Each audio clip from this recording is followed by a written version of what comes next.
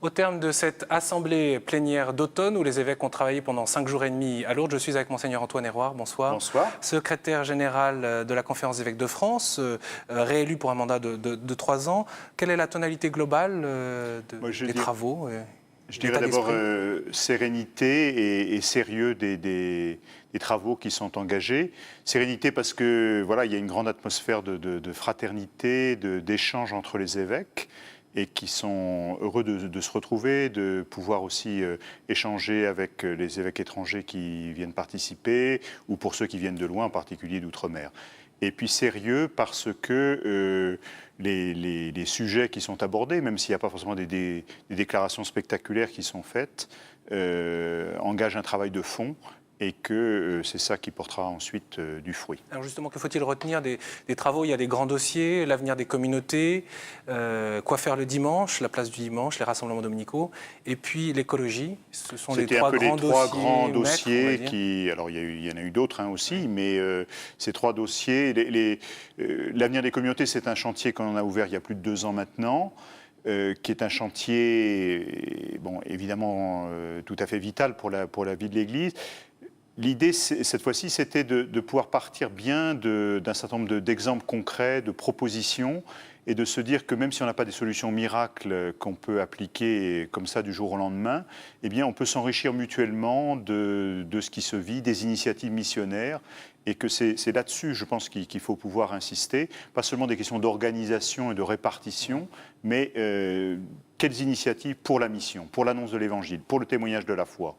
Sur les rassemblements dominicaux, s'interroger à la place du dimanche. Alors, sur les rassemblements dominicaux, c'est la place du dimanche, mais c'est aussi toutes les initiatives qui sont prises autour du dimanche en termes de catéchèse, en termes d'initiatives plus larges dans les diocèses. Parfois aussi, bien, le fait que comment pouvoir assurer le fait que tous les chrétiens puissent honorer le dimanche comme un jour particulier, même s'ils n'ont pas forcément la messe à côté de chez eux, en particulier dans le secteur rural. L'écologie ? L'écologie, c'est la prise en compte aussi du problème, mieux connaître les enjeux écologiques d'aujourd'hui, et puis derrière se dire quelle peut être la réflexion spécifique de l'Église sur cette question, et donc la place de l'homme. Il ne s'agit pas simplement de protéger la nature pour protéger la nature, mais de se dire que l'homme a une responsabilité, à la fois parce qu'il en est le gardien, et puis qu'il est aussi au centre de la création. Donc comment tenir un petit peu ces deux bouts ensemble? À quoi faut-il être attentif dans les mois qui viennent sur les activités de la Conférence des évêques de France qui pourraient découler de ces travaux ici à Lourdes? Vous savez, on a maintenant 2 assemblées par an, et donc on va déjà, dès maintenant, j'allais dire, commencer à préparer la suivante, en particulier pour les 2 groupes de travail d'études et projets, écologie et rassemblements dominicaux. Et puis, au printemps prochain, eh bien, on proposera aussi un certain nombre d'autres thèmes. Lesquels ? Qui pourront, ils seront proposés au printemps prochain, donc on y réfléchit, il y a des hypothèses, mais c'est encore un petit peu trop tôt pour en parler.